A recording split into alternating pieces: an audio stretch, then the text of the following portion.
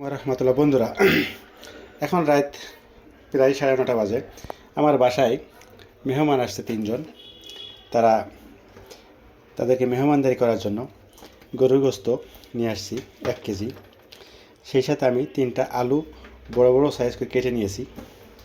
আর বাসমতি চাল 1 কেজি আমি ভালো করে ধুয়ে পানিতে ভেজায় রেখেছি। তো এখন হবে বাসমতি চাউল দিয়ে গরুর মাংস দিয়ে বিরিয়ানি।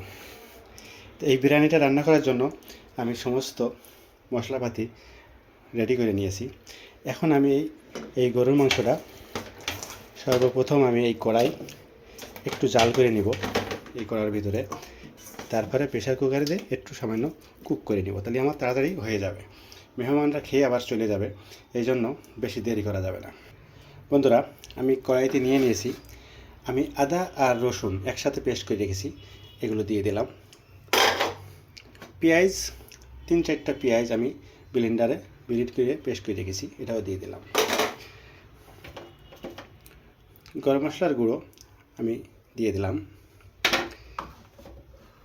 আর কালারের জন্য একটু হলুদ দিয়ে দিলাম,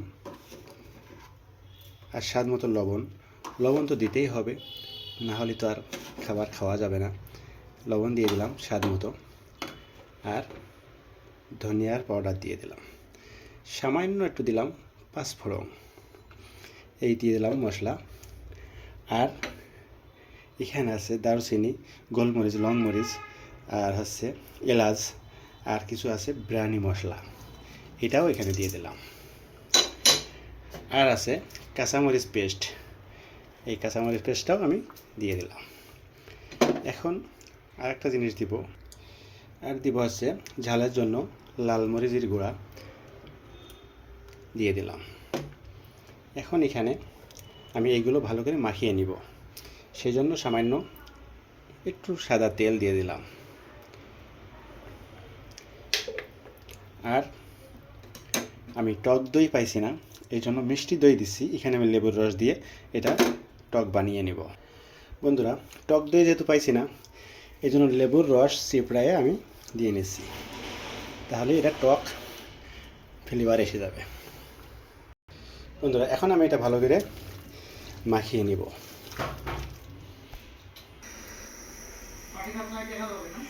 বন্ধুরা, আমি এখন এটা জাল করে নিচ্ছি ঢাকনাতে ঢেকে। কিছু সময় আমি এটা জাল করে নিব। বন্ধুরা, আমি মাংসটা হালকা গরম করে নিয়েছি। এখন আমি প্রেসার কুকারের ভিতরে দিয়ে এটাকে কুক করে দিব। বন্ধুরা, মাংসটা আমি প্রেসার কুকারের ভিতরে নিয়ে নিয়েছি।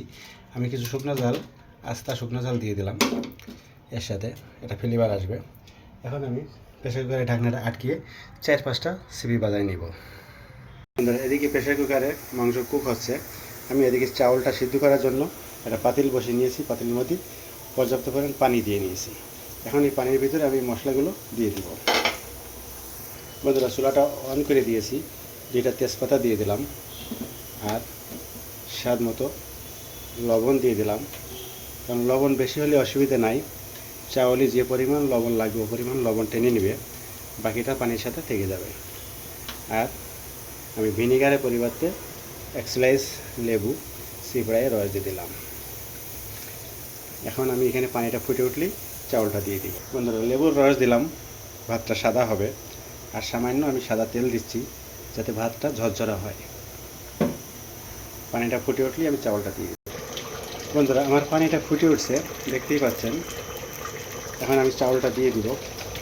ফুটান্ত পানির ভিতরে আমি যে ভিজিয়ে রাখছিলাম বাসমতি চাউল, এটা এখন আমি এই চাউলের মধ্যে দিয়ে দিব। 1 কেজি চাউল, 1 কেজি গরুর গোস্ত। আমি গরুর গোস্তটা প্রেসার কুকারে কুক করার জন্য দিয়ে দিয়েছি। আর এদিকে চাউলটা আমি এখন সিদ্ধ করে নেব 80%। দেখুন বন্ধুরা, গরুর গোস্তটা আমার ওপাশে কুক হয়ে গেছে। আমি ঢাকনাটা খুলে দিয়েছি, হালকা জালের উপর রেখে দিয়েছি। এদিকে দেখুন, আমার চাউলটাও 50% ফুটে গেছে। অল্প সময়ের ভিতরে চাউলটাও 80% ফুটে যাবে ইনশাআল্লাহ। চ্যানেলটা সাবস্ক্রাইবের পাশে থাকুন, পুরো ভিডিওটা দেখুন, ইনশাআল্লাহ বহুত ফায়দা হবে। বন্ধুরা, আমি এই ডেকচিতে ভাতটা আর মাংসটা দিব। এই জন্য আমি এখন এইটার ভিতরে মাংসটা ঢেলে নিব।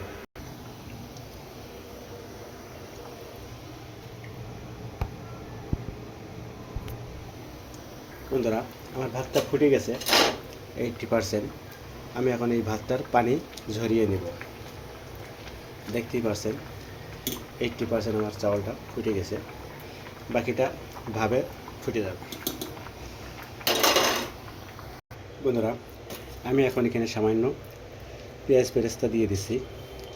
আমার পেঁয়াজ বেরেস্তাটা একটু পুড়িয়ে গেছে, আপনারা কিছু মনে করবেন না। কাঁচামরিচ দিয়ে দিচ্ছি কয়েকটা, আস্তা কাঁচামরিচ, আর ধনেপাতা দিয়ে দিচ্ছি কিছু সামান্য। ধনেপাতাটা দিলে একটু ফ্লেভার সুন্দর লাগবে। এখন আমি এখানে ভাতগুলো দিয়ে দিব এর উপরে। কোনো লেয়ার হবে না, একটাই লেয়ার হবে। মাংসের উপরে ভাতগুলো দিয়ে দিব। এই যে আমি পানি ঝরিয়ে নিয়েছি, ভাতগুলো খুব সুন্দর হয়েছে সাদা। বন্ধুরা, আমার এটা শেষের দিকে একেবারেই আমি সামান্য ধনেপাতা আর পেঁয়াজ বেরেস্তা আর সামান্য জাফরান দিয়ে নিয়েছি। এখন ঢাকনাতে ঢেকে রাখবো কিছু সময়ের জন্য, দম দিয়ে নিব, ইনশাআল্লাহ হয়ে যাবে। পাশে থাকুন বন্ধুরা শেষ পর্যন্ত। বন্ধুরা, শেষ সময় একটু ঘি দেওয়া লাগবে। একটু ঘি দিলে এর যে স্মেল হবে অসাধারণ একটা স্মেল আসবে। তো আমি সামান্য ঘি দিয়ে নিলাম। ঘিটা দিলে মারাত্মক একটা স্মেল আসবে। আমি ঘি দিয়ে নিয়েছি আর সামান্য সময় এটা ঢাকনাতে ঢেকে রাখলাম। অল্প সময়ের ভিতরে হয়ে যাবে ইনশাআল্লাহ। তারপরে আপনাদেরকে সার্ভ করে দেখাবো ইনশাআল্লাহ। বন্ধুরা, চলে আসলাম। আমি এখন ঢাকনাটা খুলব। প্রচুর ধোয়া। দেখুন আমার এটা হয়ে গেছে। ভাত সব উল্টা উঠছে। বিসমিল্লাহির রহমানির রহিম। দেখুন বন্ধুরা, কত সুন্দর একটা স্মেল আসছে, কত সুন্দর কালার। আলহামদুলিল্লাহ। তো বন্ধুরা, এখন এইভাবে আমি নিজে মেহমানদের কাছে পরিবেশন করব। সাথে থাকুন বন্ধুরা। মেহমানরা বসে গেছে, দেখেন কত বড় প্লেট, কত বড় প্লেট। এখন খানা দিব। মেহমানরা অনেক দূর থেকে কষ্ট করে আসছে। গরম গরম খানা শীতের সময়, দেখতেই তো পাচ্ছেন বন্ধুরা। বিসমিল্লাহির রহমানির রহিম। বিসমিল্লাহির রহমানির রহিম। দেখুন বন্ধুরা, দেখুন বন্ধুরা, এই শেষরাটা আগের থেকে খাওয়া শুরু করে দিয়েছে বিসমিল্লাহ না হইলে। এই মেহমানটা বহুত খিদে লাগছে মনে হয় তার, এই জন্য সে আর সহ্য করতে পারছে না, সে আগের থেকে খাওয়া শুরু করে দিয়েছে। বন্ধুরা, খাওয়া শুরু করছে আমার মেহমানরা। তারা খাওয়ার থেকে ছবি তোলার তালে ব্যস্ত আছে, খানের ছবি নিয়ে তারা ব্যস্ত আছে। দেখুন কত সুন্দর করে তারা খাচ্ছে ইনশাআল্লাহ। মেহমানদের মুখ দেখাইতাম না, কারণ তাদের মুখ দেখলে আপনাদের সমস্যা আছে, এই জন্য মুখ দেখাচ্ছি না। বন্ধুরা, খাওয়া শেষের দিকে, এখন শেষ সময় দই, আমার আবু তাহের দই দিলাম। দই কিছু খাইব সে বেটা, আবু তাহের দই খাইব, আর আমার পোয়াও দই খাইব। ওদিকের আমার কুয়েত প্রবাসী দই চেটে চেটে খাচ্ছে, মানে কুয়েত আলারা দই দেখে না মনে হয়, এমনি চেটে চেটে খাচ্ছে দই। তো আপনারা গুসা করতে পারেন যে মেহমান কারা, গরু না ছাগল না মানুষ, বোঝাও গেল না। তো মুখ দেখাই নিলে আল্লাহর হাওলা। এই যে তাহের, ওই হচ্ছে তাহের কানাই ঘাটি, এ হচ্ছে মাসুম, বেগুনা মাসুম, একেবারে কুয়েত প্রবাসী। আর তাই তোমার নাম কি? সম্রাট কামরান জামান। আর এই হচ্ছে আমার ফুয়া, হ্যাঁ আমার বড় ফুয়া, খাইয়া এখন ঢাকায় যাইব। এই হচ্ছে খানা শেষ।